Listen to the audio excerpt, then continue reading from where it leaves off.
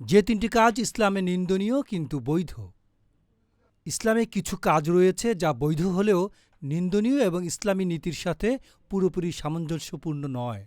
এই কাজগুলোর মাধ্যমে জীবনযাপন করা আদর্শ নয় এবং মুসলিম সমাজে এসব কাজকে নৈতিকভাবে গ্রহণযোগ্য মনে করা হয় না। আসুন দর্শক, জেনে নেই কী সেই তিনটি নিন্দনীয় কাজ। প্রথমেই ভিক্ষাবৃত্তি। ভিক্ষাবৃত্তি ইসলামে সাধারণভাবে বৈধ নয়, তবে বিশেষ পরিস্থিতিতে এটি গ্রহণযোগ্য হতে পারে। ইসলাম মানুষের জন্য নিজস্ব উপার্জনকে অত্যন্ত গুরুত্বপূর্ণ এবং সম্মানজনক হিসেবে গণ্য করে। ইসলাম শ্রমের মাধ্যমে জীবিকা অর্জনকে উৎসাহিত করে। তবে যদি কেউ সত্যিকারভাবে দরিদ্র, অসুস্থ বা অক্ষম হয়, তাকে তখন সাহায্য করা যেতেই পারে। ভিক্ষাগ্রহণ একজন ব্যক্তির আত্মসম্মান এবং মর্যাদার পরিপন্থী হতে পারে। যদি কোনো ব্যক্তি উপার্জনের জন্য কোনো উপায় না পায়, তখন তার জন্য সাহায্য নেওয়া বৈধ, তবে এটি নিয়মিত অভ্যাসে পরিণত করা ঠিক নয়। দর্শক, দ্বিতীয় নিন্দনীয় কাজটি হল ঋণ গ্রহণ। ঋণ গ্রহণ ইসলামে বৈধ, তবে এটি একান্তই প্রয়োজনীয় সময়ে এবং সুদবিহীন হতে হবে। ইসলাম ঋণ গ্রহণকে অনুমোদন করে যদি তা জরুরি পরিস্থিতিতে অর্থের অভাবে হয়ে থাকে।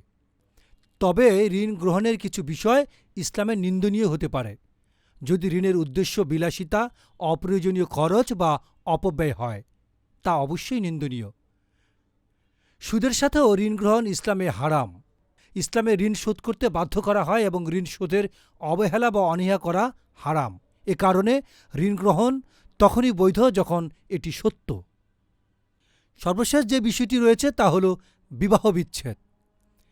বিবাহ বিচ্ছেদ বা তালাক ইসলামে বৈধ, তবে এটি সবচেয়ে নিন্দনীয় কাজ হিসেবে গণ্য করা হয় যদি না এটি অত্যন্ত জরুরি পরিস্থিতিতে হয়। ইসলাম বিবাহকে একটি পবিত্র এবং স্থায়ী সম্পর্ক হিসেবে ধারণ করে এবং যতটা সম্ভব তালাক থেকে বিরত থাকতে উৎসাহিত করে। তালাক তখনই দেওয়া উচিত যখন সব ধরনের চেষ্টা এবং মধ্যস্থতার মাধ্যমে সমস্যার সমাধান করা সম্ভব না হয়। যদি কোনো ব্যক্তি ক্ষোভ বা আবেগের ভিত্তিতে তালাক দেয়, তা অবশ্যই নিন্দনীয়। দর্শক, এই তিনটি কাজ ইসলামে বৈধ হলেও সেগুলি নিন্দনীয় এবং অগ্রহণযোগ্য। ইসলামী নীতির আলোকে এগুলি সতর্কতার সাথে এবং প্রয়োজনীয় পরিস্থিতিতে করা যেতে পারে, তবে সবসময় এগুলির প্রতি সতর্ক মনোভাব পোষণ করা উচিত। রকমারি ডেস্ক, গণমানুষের আওয়াজ।